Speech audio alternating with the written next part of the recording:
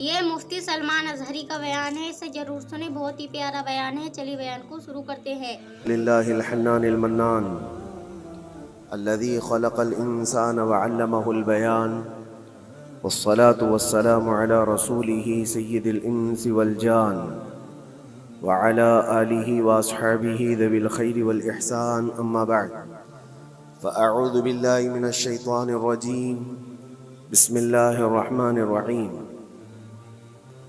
إن الله لا يغير ما بقوم حتى يغيروا ما بأنفسهم وإذا أراد الله بقوم سوءا فلا مرد له صدق الله مولانا العظيم۔ بارگاہ رسالت مآب صلی اللہ علیہ وسلم میں درود پاک کا ہدیہ پیش کریں۔ اللہم صلی علی سیدنا محمد معدن الجود والکرم وآلہ واصحابہ الکرام وابنہ الکریم وبارک وسلم صلاة دائمة سرمدا ابدا۔ حالات زمانہ کے اعتبار سے اور ہماری حالتوں کے اعتبار سے ایک بہت ہی عمدہ شعر ہے جو بالکل صادق آتا ہے۔ قوت فکر و عمل پہلے فنا ہوتی ہے، قوت فکر و عمل پہلے فنا ہوتی ہے جب کسی قوم کی شوکت پہ زوال آتا ہے۔ یوں ہی کوئی قوم نہیں مرتی، کسی قوم کے اوپر زوال آتا ہے تو سب سے پہلے اس قوم کے اندر سوچنے سمجھنے کی صلاحیت ختم ہو چکی ہوتی ہے، تب جا کر کے زوال آتا ہے۔ آج اس شعر کو میں پڑھتا ہوں تو محسوس ہوتا ہے کہ ہماری قوم پر یہ شعر صادق آتا ہے۔ قوت فکر اور عمل یہ پہلے رخصت ہو گئی ہے، جس کی وجہ سے یہ زوال آ رہے ہیں۔ لوگ اب حادثوں پر بیٹھ کر کے چرچا کرتے ہیں، حادثہ ہونے سے پہلے جو فکر ہونی چاہیے وہ مفقود ہے۔ گھر جلنے کے بعد پھر میٹنگ کرنے کا مطلب کیا ہے؟ اس سے سیفٹی کے لیے پہلے سے انتظامات ہوں تو اس کو لائق و فائق اور دانش مندی سمجھا جائے گا۔ آج کے وہی حالات ہیں میرے عزیزوں۔ آپ کو پتہ ہے کچھ قومیں ایسی ہیں جو فیوچر پلاننگ کے لیے 100 سال کے بعد کا سوچتی ہیں، جبکہ یہ اسلام کا حصہ تھا۔ نبی کونین صلی اللہ علیہ وسلم نے 1400 سال بعد ہونے والی چیزوں کی پیشین گوئی فرمائی کہ نہیں فرمائی؟ اللہ کے نبی صلی اللہ علیہ وسلم نے 1000 سال بعد پیدا ہونے والی چیزوں کو پہلے سے بتایا تھا کہ نہیں؟ یہ ساری چیزیں نبی آخر الزمان صلی اللہ علیہ وسلم نے جو بتایا، مطلب یہی تھا کہ اس وقت کے لوگوں کو ضرورت تو نہیں تھی ان حالات کی، پھر بھی حضور ان کو بتا رہے تھے، صحابہ کو۔ آج جو چیزیں پیدا ہونے والی ہیں وہ رسول پاک کو پتا تھا، 1000 سال بعد ہونے والی چیزیں، لیکن اس وقت کے صحابہ کو یہ باتیں کیوں بتائی جا رہی تھی؟ ان کے حالات تو اس وقت کے نہیں تھے ویسے۔ اس کے باوجود نبی پاک صلی اللہ علیہ وسلم نے ان کو 1000 سال بعد ہونے والی چیزوں کی باتیں اس لیے بتائی کہ یہ دین اسلام فیوچر پلاننگ کے لیے کتنا ایکٹیو ہے یہ سمجھو، آگے کے لیے۔ اس لیے بتایا گیا کہ صحابہ اپنی اولاد کو اور وہ اپنی اولاد کو یہ بات منتقل کرتے جائیں اور آنے والے حادثوں سے پہلے سے ذہن پریپیئر رہے، تیار رہے۔ دجال کے فتنے کا ذکر کتنی مرتبہ حدیث پاک میں آیا۔ امت کو نبی پاک صلی اللہ علیہ وسلم نے یوں ہی نہیں چھوڑ دیا۔ دجال کا فتنہ آئے گا، یاجوج ماجوج کا فتنہ آئے گا، یہ ساری چیزیں بتائی گئی کہ نہیں؟ ہر مسلمان تقریباً جانتا ہے آخر زمانے میں ایک بہت بڑا فتنہ دجال کی صورت میں ظاہر ہوگا۔ تو یہ باتیں اتنے 100 سالوں سے چل رہی ہیں کہ ذہن تیار ہے اس فتنے کو کہ اگر ایسا فتنہ آیا تو ایمان پر ڈٹے رہنا ہے، جمے رہنا ہے۔ یہ بات ہوتی ہے آگے آنے والے حادثات سے قوم کو باخبر رکھنا۔ آج جو حالات ہیں، جب کبھی کوئی چیز لٹ جائے تو سارے لوگ سڑکوں پر آ جائیں گے یا پھر کسی نشستگاہ پر بیٹھ کر کے رات بھر میٹنگ کر کے چلے جائیں گے۔ یہ حادثے ہونے کے بعد کے جو حالات ہیں یہ وہی چیزیں درشا رہی ہیں کہ قوت فکر و عمل فنا ہو گئی ہے، قیادت ہمارے ہاں مفقود ہے، کسی ایک قائد کے تحت کوئی ساری قوم آنا نہیں چاہتی۔ آپ کیا سمجھتے ہیں کہ جو ہمارے ساتھ حالات پیش آ رہے ہیں، کبھی مسجدوں کو لے کر، کبھی خانقاہوں کو لے کر، کبھی بزرگوں کے نام کو لے کر، اب ہمارے وقف کی جائیداد کو لے کر، یہ سارے جو معاملات ہیں یہ اچانک آنے والی چیزیں نہیں ہیں۔ بھانپ لیا گیا ہے تمہاری پوری طبیعت کو، تمہارے مزاج کو، کہ فکر و عمل کی قوت ان کی ختم ہو چکی ہے۔ ان کو دو چند چیزوں میں ہی راضی کیا جا سکتا ہے۔ دنیا یہ سمجھ رہی ہے، جس کی وجہ سے کھلواڑ پر کھلواڑ ہوتے چلے جا رہے ہیں، اور ان کو یہ بھی پتہ ہے کہ یہ کچھ نہ کر سکیں گے۔ میرے عزیزو، آپ نا امید اور مایوس نہ ہو کہ ہم سے کچھ نہیں ہوگا۔ اللہ کریم چاہے تو ایک بندے سے بھی پوری دھرتی پر زلزلہ لا سکتا ہے۔ اللہ کریم کی ذات پر یقین اور توکل رکھو۔ سرکار غریب نواز ہندوستان آئے تھے تو بہت بڑی فوج لے کر نہیں آئے تھے، اللہ کی ذات پر بھروسہ کر کے آئے تھے، اور 90 لاکھ لوگوں کے دلوں میں چراغ اسلام جلا دیا تھا۔ وہ یقین اور توکل کے ساتھ آئے تھے۔ آج لوگوں کے دلوں کے اندر جو مایوسی اور نا امیدی ڈالی جا رہی ہے کہ کچھ ہوگا نہیں، ابھی کچھ کرنے سے کچھ نہیں ہوگا، یہ نا امیدی اور مایوسی تمہاری طبیعت میں کیوں آئی؟ کیا تمہارا رب تبارک و تعالیٰ کی ذات پر یقین کمزور ہو گیا؟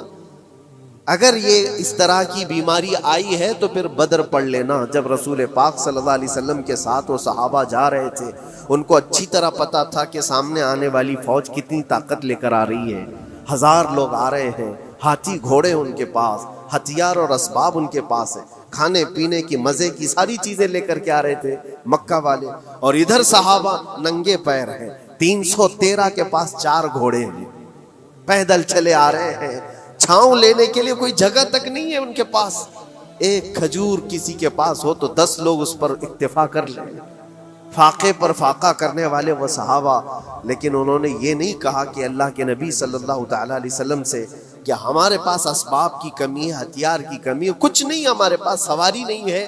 بغیر سواری کے 180 کلومیٹر مدینے سے چل کر کے وہ بدر پہنچے تھے، بدر تک پہنچے تھے، اور اس وقت اپنی ساری محنتیں، اپنی ساری قوتیں انہوں نے زمین پر لا کر رکھ دی۔ پھر بدر کے میدان میں جب پہنچے تب اللہ کریم کی بارگاہ میں دعا کیا تھا میرے مصطفیٰ نے، اے اللہ، اگر اس نہتی قوم کو تو نے فتح نہیں دی تو پھر قیامت تک اس روئے زمین پر سجدہ کرنے والا کوئی نہیں ہوگا۔ یہ محبوبانہ انداز تھا میرے مصطفیٰ کا۔ وہ دعا مدینے میں بیٹھ کر کے بھی تو کر سکتے تھے۔ 180 کلومیٹر دور اتنی مصیبت میں دھوپ میں چل کر کے جانے کی کیا بات تھی؟ ننگے پیر صحابہ گئے ہیں، فاقے پر فاقہ کیے ہوئے، وہ مدینے میں بیٹھ کر دعا کرتے تو کیا رحمت للعالمین کی دعا قبول نہیں ہوتی؟ لیکن مصطفیٰ کریم صلی اللہ علیہ وسلم نے یہ مزاج دیا ہے، پہلے فکر و عمل میدان میں لاؤ، پھر دعا کرو، اللہ کی مدد آتی ہے۔ یہاں ہم بیٹھ کر کے یہیں سے دعا کرتے ہیں، کچھ کرنا نہیں ہے، بدلنا نہیں ہے، اور فکر و عمل کو لانا نہیں ہے، تو پھر صرف یہاں بیٹھ کر کے دعا کرنا، یہ تو میرے عزیزوں عورتوں کو اس سے ذمہ داری دی گئی ہے کہ تم میدان عمل میں آ نہیں سکتی، تم اپنے گھروں سے دعا کرو اپنے بھائیوں کے لیے، لیکن یہ کام تو اب سارے مردوں نے بھی لے لیا ہے۔ بہرحال قوت فکر و عمل پہلے فنا ہو جاتی ہے جب کسی قوم کی شوکت پہ زوال آتا ہے۔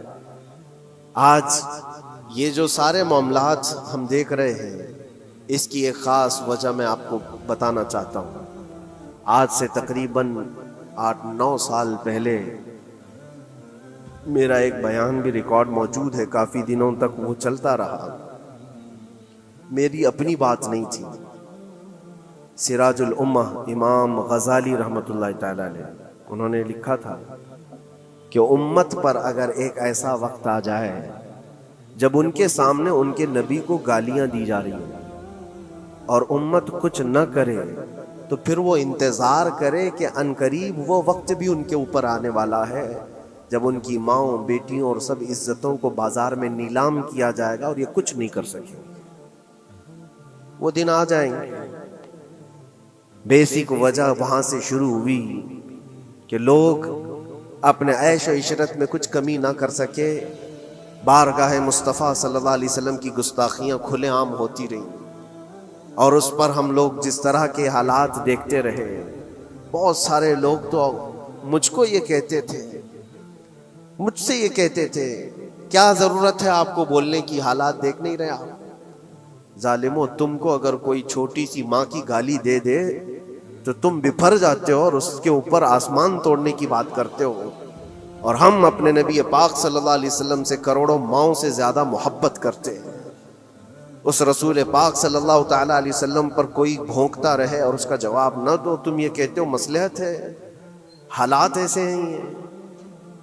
تو پھر اپنا یہ لباس بدل لینا چاہیے، اپنا نام بدل دینا چاہیے. پھر اس دائرہ اسلام میں رہ کر کے مطلب کیا ہے؟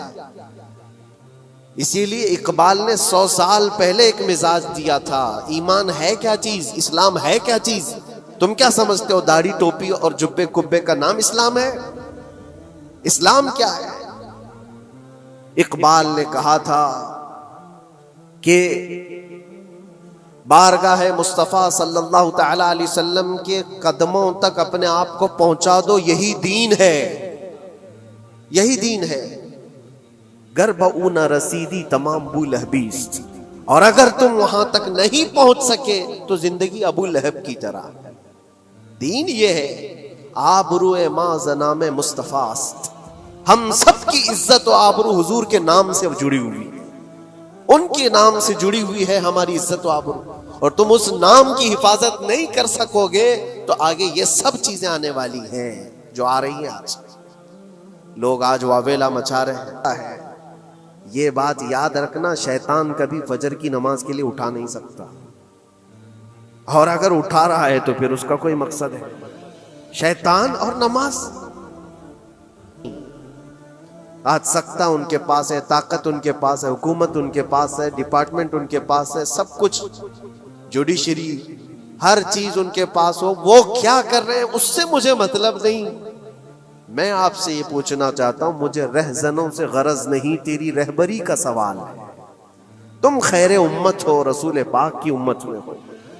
تمہاری بھومکا جس کو کہا جاتا ہے، تمہاری یہاں پر زندگی کے معاملات یہ بہت زیادہ اہمیت کے حامل ہیں. تم کیسے بن سکتے ہو آج؟ اسی لیے قرآن پاک کی آیت میں نے شروع میں تلاوت کی. رب ذوالجلال فرماتا ہے ان اللہ لا یغیر ما بقوم حتی یغیروا ما بانفسہم، بے شک اللہ تعالیٰ اس وقت تک کسی قوم کی حالت نہیں بدلتا جب تک وہ قوم خود اپنی حالت بدلنے کی کوشش نہیں کرتی. جب تک اپنی حالت بدلنا نہیں چاہتے اس وقت تک اللہ تبارک و تعالیٰ نہیں بدلے گا. وَإِذَا أَرَادَ اللَّهُ بِقَوْمٍ سُوءًا فَلَا مَرَدَّ لَهُ، اور اللہ تعالیٰ کا یہ جلال بھرا ارشاد تو سنو. یہ 13ویں پارے کی سورہ رعد کی آیت ہے. اللہ کریم فرماتا ہے اور جب اللہ کسی قوم کے ساتھ سختی کا معاملہ کرنا چاہے، پکڑ کرنا چاہے، تو پھر کوئی طاقت اس کو ٹال نہیں سکے گی. رب تبارک و تعالیٰ جب کسی قوم پر عذاب لانا چاہے تو کوئی اس کو ٹال نہیں سکے. تو بدلو. اسی لیے اکثر یہ کہا جاتا، میں تو اپنی تقریروں میں جو چند مجھے چیزیں یاد رہتی ہیں وہ عرض کیے دیتا ہوں. باقی مجھے شعر و شاعری زیادہ یاد نہیں رہتی، لیکن جو دل پہ لگتی ہیں باتیں وہ ذہن میں محفوظ ہو جاتی ہیں. کسی شاعر نے کہا تھا جگہ جگہ کے تھک چکے ہیں تمہیں یہ ہنگامے، نشاتے لذت خواب گراں بدل ڈالو. کیا مطلب ہے؟ روز ایک ایک ہنگامہ ہوتا ہے، تم کو جگا رہا ہے. اٹھ جا اے مسلمان، اٹھ جا. نشاتے لذت خواب گراں بدل ڈالو. لمبی نیند سونے کی جو عادت پڑی ہوئی ہے اس مزے کو بدل ڈالو. غلط روی سے منازل کا بعد بڑھتا ہے، مسافروں رویش کارواں بدل ڈالو. شاعر نے کہا ہے ادھر ادھر کی لے میں چلتے رہو گے تو منزل لمبی ہو جائے گی. جس راستے پر تمہیں چلنا ہے اگر بار بار ادھر ادھر مڑتے رہو گے، غلط روی اس کو کہتے ہیں، غلط چلنے سے منازل کا بعد بڑھتا ہے، منزل لمبی ہو جاتی ہے، جہاں پہنچنا تھا وہاں پہنچ ہی نہیں پاؤ گے. اسی لیے شاعر کہتا ہے مسافروں رویش کارواں بدل ڈالو. قافلے کے چلنے کا جو طریقہ ہے اس کو بدل لو. تم یہ پوری کی پوری بات ہم پر فٹ ہوتی ہے. چلنے کا انداز بدل ڈالو اے نوجوان. جہاں کسی کے گھر میں آگ لگی ہو، دھواں اٹھ رہا ہو، اور اگر کوئی نوجوان اندر بیٹھ کر کے یہ کہتا ہو کہ یہ ساون کا موسم ہے یا پھر یہ ابر رحمت ہے، تو اس کی سوچ پر ہم کیا کہیں. جہاں آج پوری قوم قسم پرسی کے عالم میں ہو، امت محمدیہ کے یہ حالات آج دیکھ رہے ہیں، روزانہ دیکھ رہے ہیں. تم شیئر تو کرتے ہو، ہر جگہ شیئر کرتے ہو، اور سارے ریلز پر تم جو دیکھتے ہو ہنگامے روز، صرف ہندوستان کے نہیں پوری دنیا بھر کے فلسطین کے مظلوم بچوں کی لاشیں دیکھتے ہو اور شیئر کر کے آگے بڑھ جاتے ہو.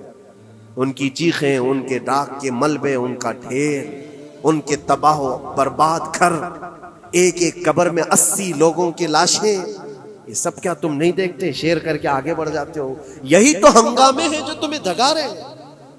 جگہ جگہ کے تھک چکے ہیں تمہیں یہ ہنگامے خود ہی تھک گئے. یہ اٹھتا نہیں ہے.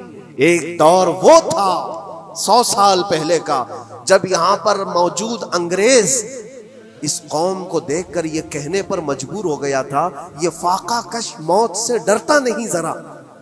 بھوکوں پر بھوکا رہتا ہے لیکن موت سے ڈرتا نہیں. روح محمدی اس کے بدن سے نکال دو. روح محمدی ان کے بدن میں تھی. انگریز تھر تھراتے تھے. اس قوم کا کوئی جواب ہی نہیں ہے. سب سے زیادہ اگر کسی چیز سے ڈرایا جا سکتا ہے تو موت سے، اور یہ قوم ایسی ہے کفن تو اپنے کندھے پر لے کر گھومتی ہے، جہاں موت آ جائے سو جائے. یہ فاقہ کش موت سے ڈرتا نہیں ذرا. روح محمدی اس کے بدن سے نکال دو. یہ کس کی بات تھی؟ انگریزوں کی بات تھی. اور آج حالات بدل گئے. سارا کا سارا زمانہ تم پر آج بھوکے بھیڑیا کی طرح جھپٹ پڑا ہوا ہے.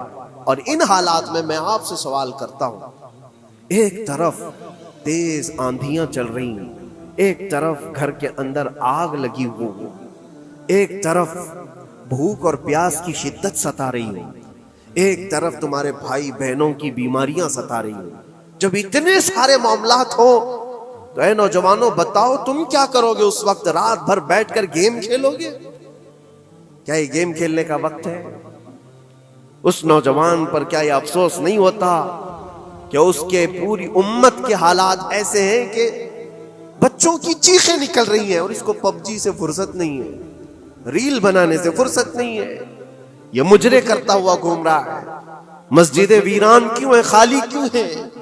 تم نے مسجدوں کو ویران رکھا تو مسجدیں تباہ ہونے شروع ہو گئیں، دوسروں کی نظر ہونے لگ گئیں اور اس پر لوگوں کی غلط نظریں پڑنے لگ گئیں. آ جاؤ اے مسلمانوں، میرے مصطفیٰ کریم صلی اللہ تعالی علیہ وسلم کی ہدایات پر ایک بات چیلنج کے ساتھ کہتا ہوں. تمہارا نام اگر نبی پاک صلی اللہ علیہ وسلم کے نام سے جڑا ہے تو یہ چیلنج کے ساتھ میں کہتا ہوں، اس رہتی دنیا میں تمہیں پوری طاقتیں مل کر وہ عزت نہیں دے سکتی جو میرے مصطفیٰ کے قدموں کی وابستگی دے گی. کوئی تمہیں عزت نہیں دے سکتا. تمہیں وہیں آنا پڑے گا، اسی پوائنٹ پر آنا پڑے گا جہاں پہنچ کر کے خالد بن ولید نے عزت پائی تھی. اسی نقطے پر آ کر جمع ہو جاؤ جہاں عمر پہنچے تھے تو فاروق اعظم بن گئے تھے.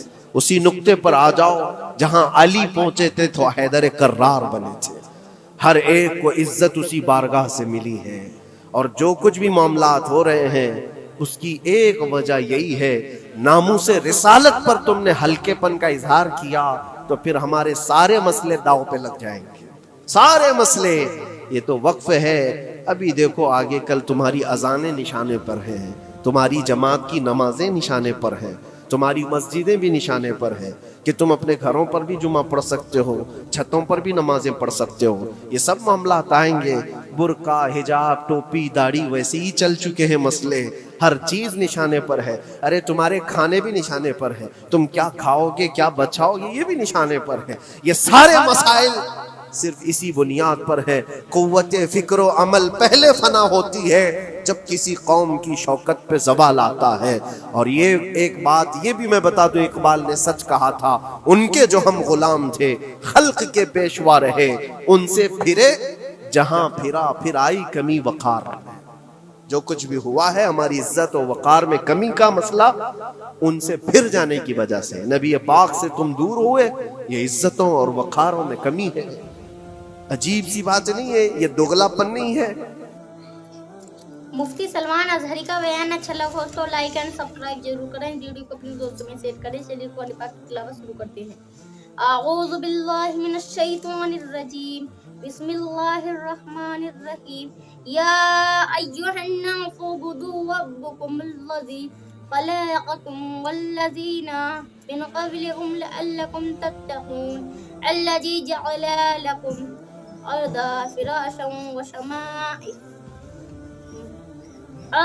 بناء وأنزل من السماء ماء فأخرج به من الثمرات رزقا لكم فلا تجعلوا لله أندادا وأنتم تعلمون، وإن كنتم في ريب مما نزلنا على عبدنا فأتوا بسورة مثله وادعوا شهداءكم من دون الله إن كنتم صادقين، فإن لم تفعلوا ولن تفعلوا فاتقوا النار التي وقودها الناس والحجارة أعدت للكافرين، بشر الذين آمنوا وعملوا الصالحات أن لهم جنة تجري من تحتها الأنهار كلما رزقوا منها من ثمرات رزقا قالوا هذا الذي رزقنا من قبل وأتوا به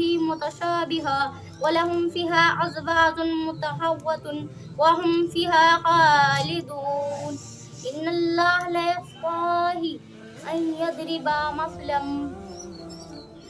ما بعوضة وما فوقها فأما الذين آمنوا فيعلمون أنه الحق من ربه وأما الذين كفروا